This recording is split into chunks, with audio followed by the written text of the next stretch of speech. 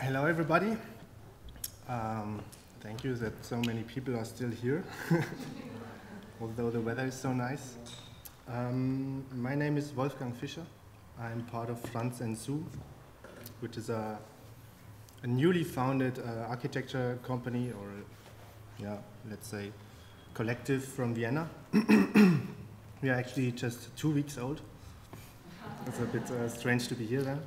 No, the story is that I want to explain. There have been 2 architecture companies, very young architecture companies in Vienna. One was called Franz, where I am from actually. It was 9 years old. And another company which was Sue, called Sue. Sue is actually a shortcut for something I don't remember actually. In France, I can tell you afterwards maybe. And we were always friends, and we were always criticizing each other's competitions. And somehow, after loads of and hours of discussions, we decided to make one company out of it, a bigger company, and getting into more into bigger projects maybe. So that's why we decided to marry. So we married like 2 weeks ago, as I said, in May. Now we have 39 employees, 18 ongoing projects, 5 of them are in education, or in the field of education. 35 completed now, and 4 in education completed. I want to show you today, oh yeah, that's the crowd. And we are mainly operating in Austria. It's not that we haven't tried to get into projects abroad. We did a lot of competition in Germany, for example, but it's somehow, maybe we are too Austrian to get in there, or I don't know. Of the 188 competitions we made, there were about 30% in the field of education. I guess that's the reason why we got invited. Thank you, by the way. Okay, today I want to talk about the schools we made, or actually 2 schools which are completed and 1 school which is in progress right now.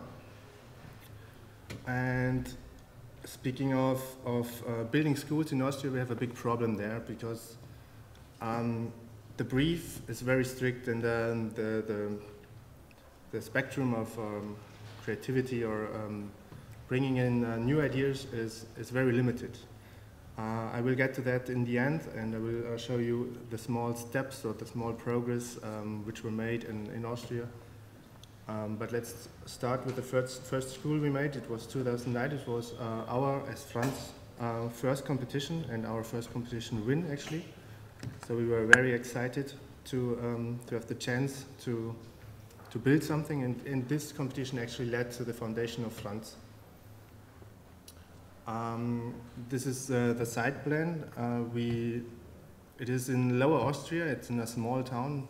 I don't know, maybe 5,000 inhabitants. And we decided the site was very special somehow. There's this fishing pond, and the topography is somehow a bit changing. And we decided to keep the accessibility and the permeability, or in general the access to the pond and to the site, to leave it more public. That's, for example, what the others did, or what the third prize of the competition did. They blocked it somehow. So we had the idea to keep it for everyone, this very place at school, but to offer other spaces for the children or for the pupils in future. I will show you afterwards. This is the topography, like the building is moving with this height difference. And the idea was, or the brief was in general, to combine 2 schools, elementary school for small kids and a high school on top of it, which is now on the 2nd floor. The elementary school is on the 1st floor. And what we wanted to do, or what we designed, was to create a common space and a shared space which was not in the brief actually. They just wanted to have it in one building because it was cheaper, and they needed two new schools. And this is what we had to convince the mayor and everyone involved to leave some shared space where the people of the different schools can meet and synergies can be generated, or where friction is generated somehow. So we cut on these two layers, which we lay on top of each other. We cut some space in it and left it for the kids. And it's the typology of this school is a standard corridor school, which is still being built. It's that's what I said. It's kind of the problem we have right now. That's still schools are built, which were built in the beginning of the industrialization, with the 9 to 7 meters classroom and a corridor, and this industrialized system with a frontal system, and everyone is sitting in his cell. So we had already to discuss, like, to open the corridor for more light and for more space for at least the break, not even the lessons.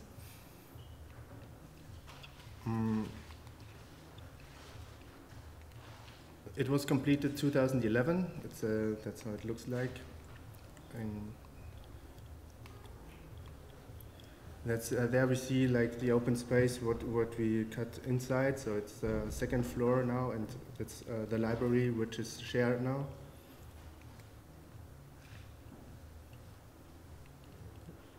And this is one feature or one attribute we added to this whole thing, because it's not that typical to have a roof terrace on the countryside, where there's so much land and so much space to offer, or offered actually. So that's what I said before. We left the space outside for the public, and it's also, the school is part of the public. And there's no typical courtyard, but they have their private open space. Only the pupils or the kids can access on the roof, but in the middle of nowhere, actually, in a small town in the countryside, overlooking fields. The second project I want to show you was a competition just 1 year after we won the other one. It's a secondary school, also in Lower Austria. This is the site plan, as you clearly can see.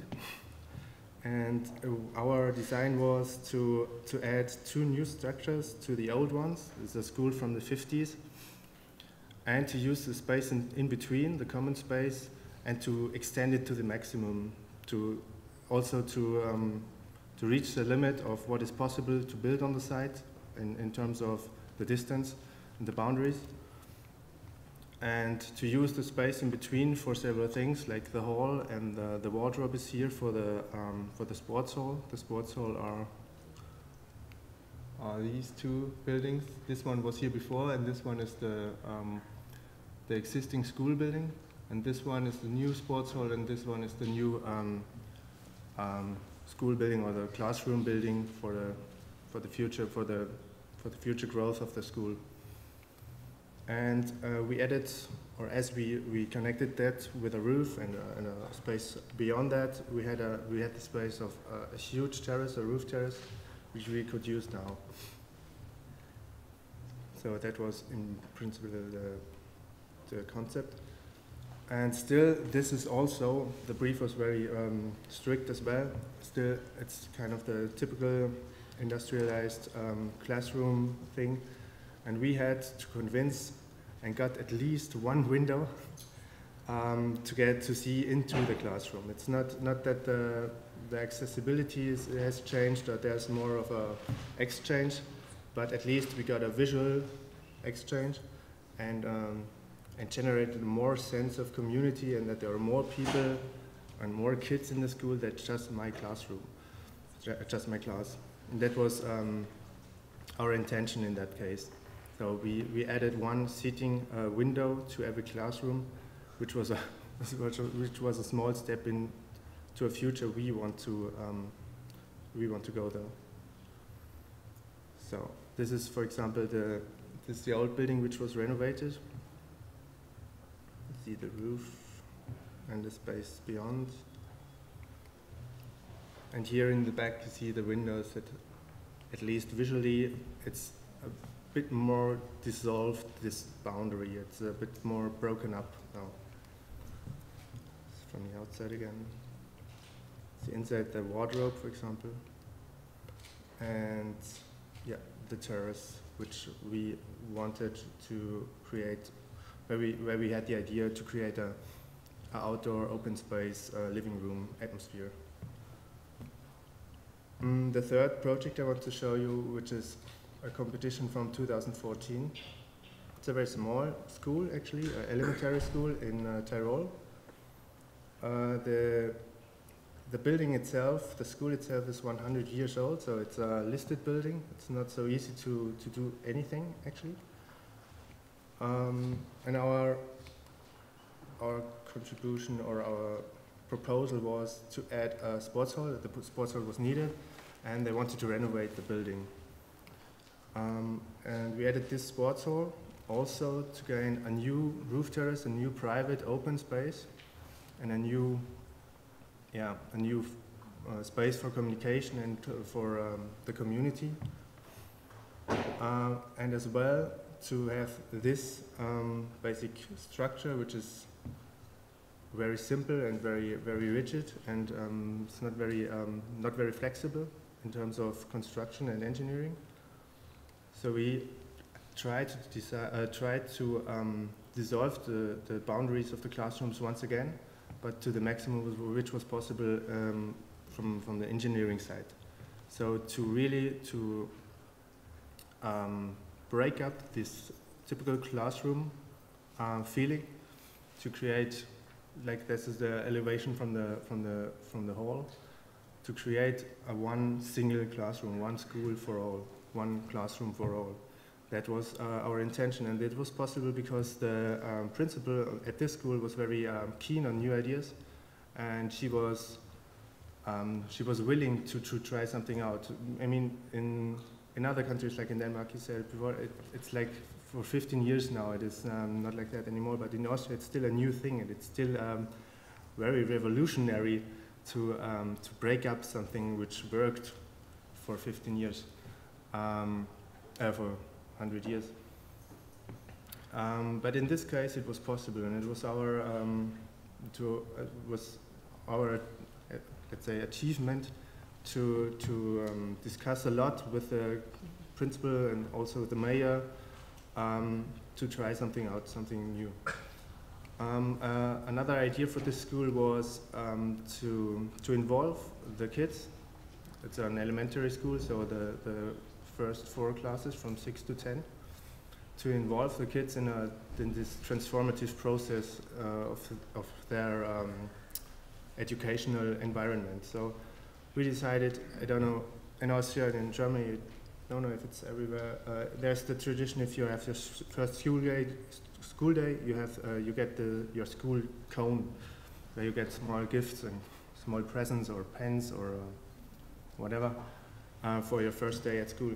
We decided, or our proposal was that you don't get a cone which you throw away afterwards. You get a box with all your stuff in it, and you use this box as a furniture, as something else, as a storage, as something you can paint it, you can work on it, and you add it to your school, or the kids add it to the school. And so the school is always in change, and they are taking part in the transformative process of the school as they are themselves taking part of a transformative themselves as they grow up, of course. So this was our idea to somehow let them be part of something they normally usually aren't in Austria.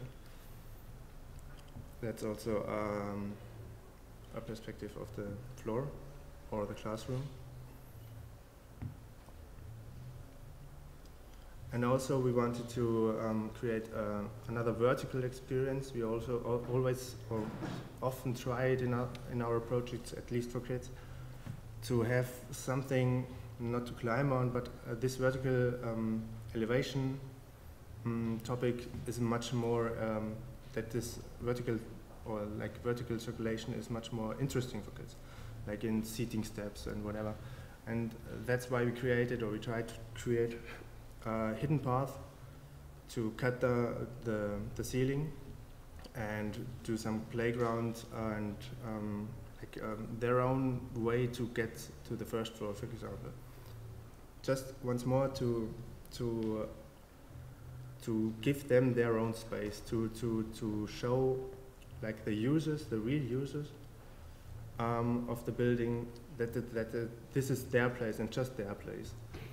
And that was our idea behind that. That's another perspective from the roof, from the outside. So, in conclusion, there are small steps we made, or we make, or we see sometimes. Like this first one where we reached, and it is a success for us, to break up the corridor much more, to breaking up and at least get one window of a classroom, to finally really break up something which clearly doesn't work or is not state of the time or the state of the art anymore. We reached that now. So basically the main topics or the main ideas we want to maximize in our project for schools or kindergartens. But kindergarten is a different topic. The briefs are much less strict. You have much more freedom to design things or to create things or to be more creative.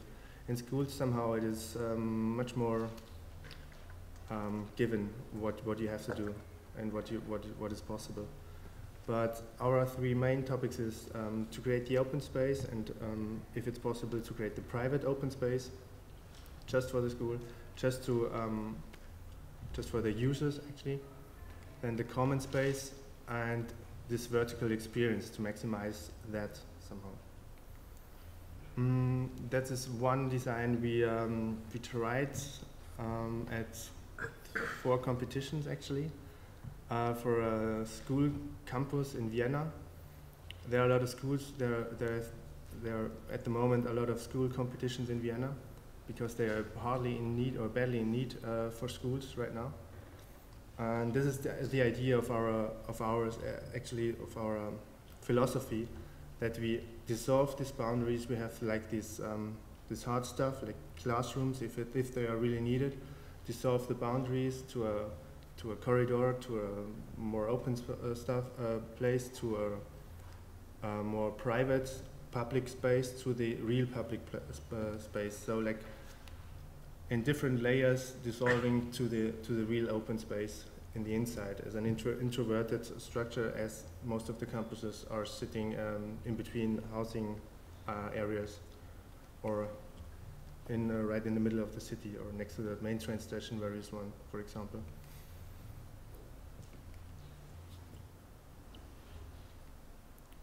And we were so convinced of this idea, so we tried it 4 times, where it didn't reach. But we got 1 second prize and 1 third prize at least.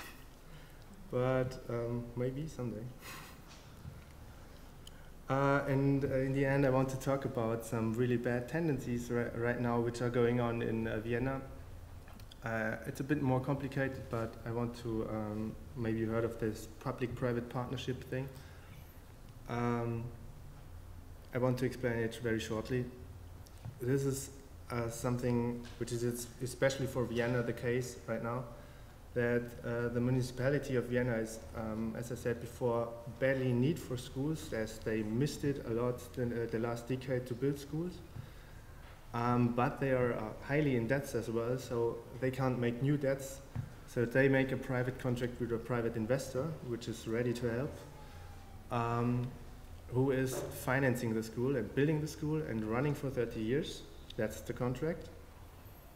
Most of the time the contract is not public because it's a private contract, because of the private investor. That's also a big problem.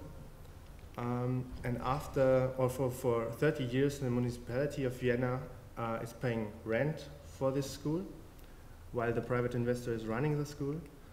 And after 30 years, the school building is becoming property of the municipality. So in that case, the municipality doesn't have to make new debts. They have new schools, new room for schools, new space for schools. And yeah, a private investor has, of course, the motivation to not build the best school or to build or more generous space. The private investor has mostly a very ecological, economical interest, of course. And so this is also going on, or it's also the problem because the school building are getting less and less quality, becoming less and less yeah, good in terms of quality. And the next bad thing is that after 30 years, after the school building is becoming the property of the municipality, after 30 years, most of the time, the school building is ready to be renovated or even to be torn down, because after 30 years, architecture is mostly out of time, and especially when it's built with a bad quality. There are a lot of competitions right now going on with this PPP model. Our answer to that was to attend or to participate at this competition, but not to hand in our design or to do a design at all, but to hand in protest boards. And we reached it that about 150 small companies actually also attended or participated in this protest, also to create awareness in Vienna or all around, to not to support this idea of this model. There was also an exhibition then afterwards in the Architecture Center Vienna, which was highly visited. But right now, actually, politics work very slow in Austria, and we don't know where it's going. But at the moment, it's still a model which is being forced to the new campuses, actually. So, at the moment, or in the end, I want to tell you just what we are working on right now, our office. We are building our new home. We're building our new office right now. The metro line in Vienna, the U5, a collection center for the State Museum of Tyrol, and the science campus in Lower Austria, and another office buildings, and also an elementary school in Lower Austria, but which is also kind of the same typology, and with small steps we make in the direction we want to go.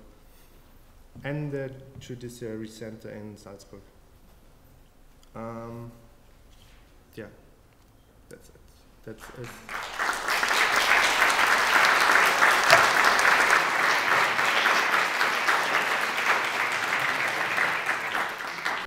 So your studio had 18 awards and recognitions in 4 years. So what is the secret of your success? I didn't know about this success, actually. Thank you. Nobody told me. I don't know. We are very, how do you say? We try to get to the logic of every project very, very quickly. And we also do a lot of competitions, actually. And we try to decide things which are not that necessary in the beginning, to push it away and to leave it for the competition, just to concentrate on the really most important things and to make a good concept of functioning building. So, like, for example, we don't think about facades very, very often in competitions. Mostly not at all. And our experience was that our facades we thought about in the competition changed 4 or 5 times in the designing process. So we left that completely now. So somehow maybe that's one reason why we can do so many projects and so many competitions, and that's why we really concentrate on the really most important things, that the building is working. So. Are the common spaces something like the most important thing? As I noticed that you use every opportunity to make some common spaces, you activate roof and do similar things. But what I would like to know, are these common spaces orientated only towards the pupils in the schools, or also other users can use it, like other children for neighborhoods or something like that? Because in that way you could get advantage of that place, of that roof, for example, and contribute to much wider context. It would be our wish that like the whole town is profiting from this space, but most of the time we have no influence at all how it is used afterwards. Of course we have nice ideas, but it's in the end it's working the other way around. That it's always depending on the principals and on the users afterwards. That's why we said we leave the public space around the school and we create another public space, and if the school allows it for everyone, it would be nice and would be great, but that's not the case. Okay, so it's not the so case. So we are very in realistic Austria. and we know the users very well most of the time. But that was our intention of this project, for example, to leave the open space, because I showed the other projects which made a courtyard, like to block the sites for the schools, and we also offered the site for schools, for the school or the open space, but also the surrounding for the community. Okay, well, thank you. Do we have any questions from the audience?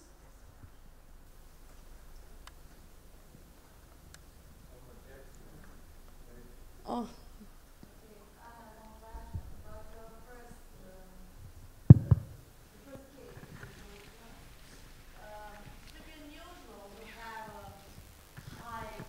High school and elementary school in one building and to share common places.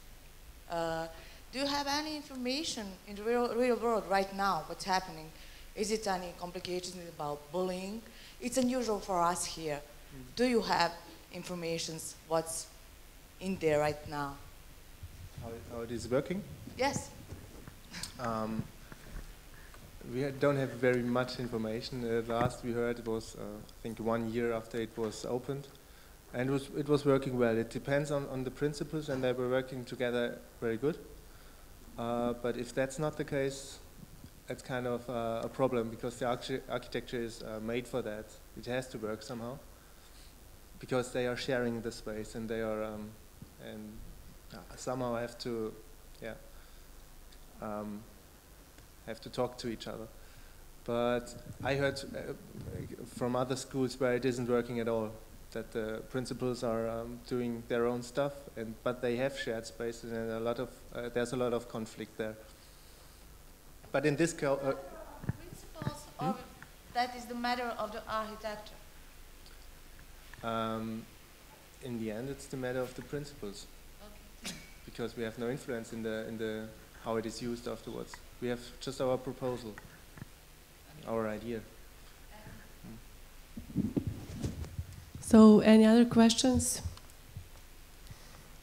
Sarajevo should ask something. Or?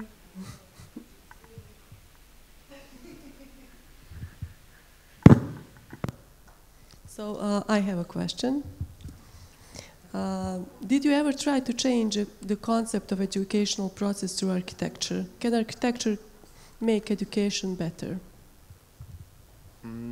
Yeah, it's hard to say. For sure, architecture can make education better, but we have to keep in mind what's our field and what's our political framework and what we want to do. We can't go into the politics to change something. Politics work very slow. It's very hard to change something from the inside. Or we do what is wanted and try to slowly move it to a direction, as I said, we would like to have So our field of operation, or yeah, let's say operational field, is very limited as an architect, as what I would say. So at least if you don't go to the if you go to don't go in politics, you have not much of a chance to change the thinking of future projects or future buildings, educational buildings. I agree. Actually, thank you.